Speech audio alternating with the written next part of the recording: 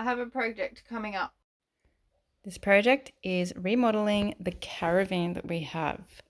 So I need to recover or make covers for the lounges and do the curtains as well. Only going to do the blockout curtains and not the sheer ones though at this point.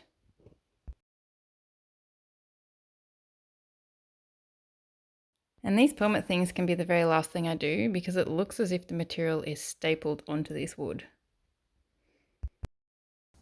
My colour schemes I'm thinking are more like the grey, slightly black maybe colours. Depends what I find at Spotlight though. That's the problem. You can have ideas in your head and then you don't know what you're going to get until you see the material and what's there, what the price of it is, what's on special. That's how I usually run with it. But the last, I'll take a video of the little caravan that we've had here for years. I redid the inside of that and Brad said, no elephants, like nothing weird or crazy looking. So I have to be a bit muted with what I choose for this, but that's okay. I don't mind. But I thought, well, that's a little bit boring. So I'm going to show you my elephants and the things I did in the other little van. So the curtains are what I redid. There's nothing behind them. They're just a one-off, but they're thick enough to not really see through at night. So all the way around did them. But here are the cushions. So here's my elephants. I think that is the coolest material. And I did them two-tone. So if you want to flip them around. Oh, look, the stupid rats have been in here. Or ants, I don't know, something. Rats have been in here too, but... And then there's the bottom grey. That's just the one colour. So yeah, I'm not allowed to go extreme like that. So I sat down and wrote out my little map because I need things like this. I cannot remember anything. So I haven't taken measurements. I'm taking one curtain from, which is like exactly the same size. So these two in front of me, two behind me are the same width and length. They're different. The two above there are the same also as these two. So I have 6 exactly the same, and I'm not including the shoe curtains because I don't know. I'm going to ask Brad how much he hates them to see if I have to redo them. So yeah, here's my little map of here saying these are the same. See? S equals same per curtain. And then these ones are the different. So that's the toilet one. I've got same length. So the drop is the same, but they're half a width of one of these curtains. So basically chop one of them in half. And then I have 2 for the bathroom window. But I could also, here I wrote 2 small in bathroom, but I could make it a single curtain. So yeah, this is my thoughts in my head onto paper so I don't forget, because the amount of times I've come out here and you think, oh, I'm going to do this and that, and I'll measure it and I'll take a photo, and then I don't get to it for months and then completely forget everything I was supposed to do. So there's my little map. Hopefully it will make sense to me when I'm at home.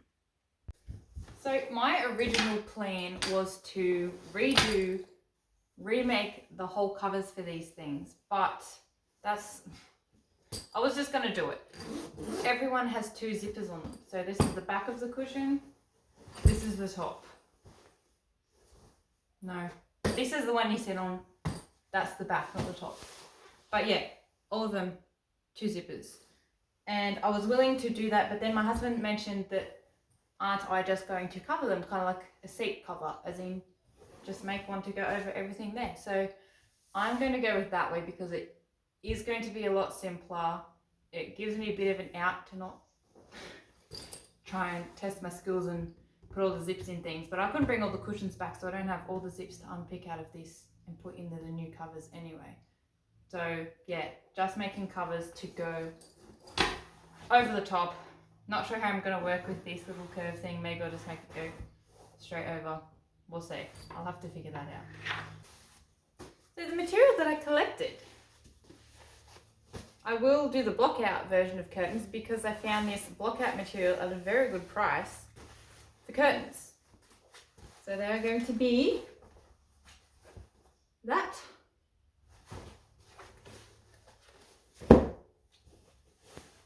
For the which one did I buy that one for? I got the blue and the grey. One is top and one is bottom. I think the grey might have been my choice for the bottom. This one. And then the blue for the backing of it.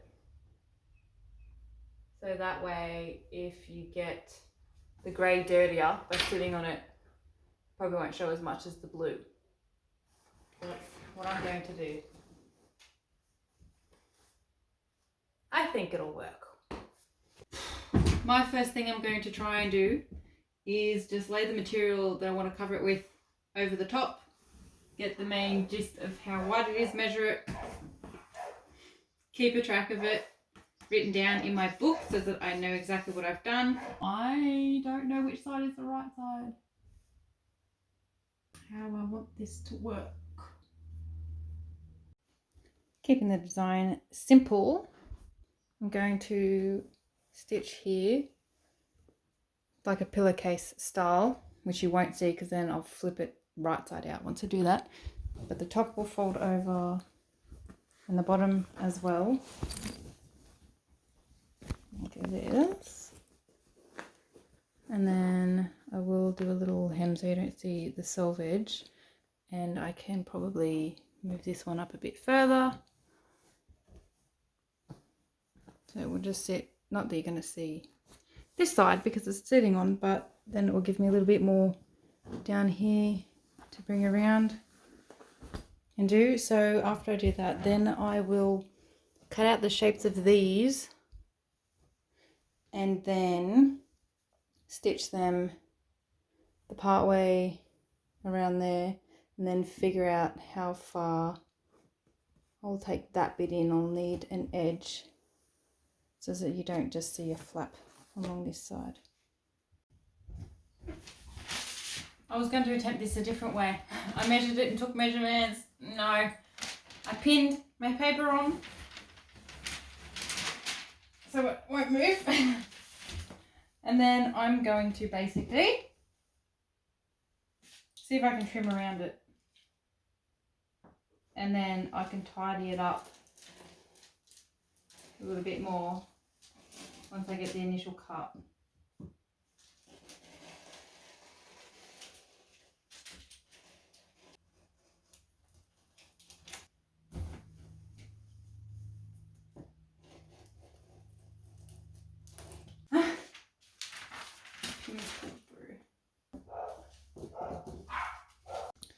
Here's how it's looking so far. I made a boo-boo.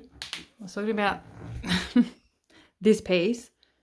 I had to make separately so that it fills in the gap and has something to hold on to. But because I'm doing this inside out to see how it goes, it will be inverted, which means you're going to see that when you flip it inside out. So I've got to unpick this and the one I did on the other side. Flip it, restitch it on both. And then I can try and put the whole thing together. All right, I finished it. It looks a bit boring and everything because, I don't know, it's just flat, no dip in it compared to the sponge. But there is the back. I'm actually very happy. It's nice and snug.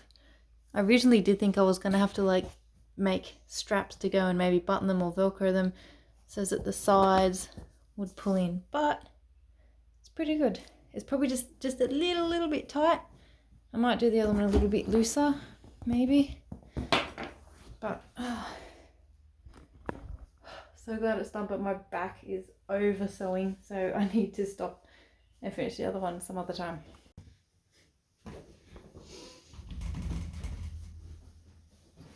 I finally got the second one done.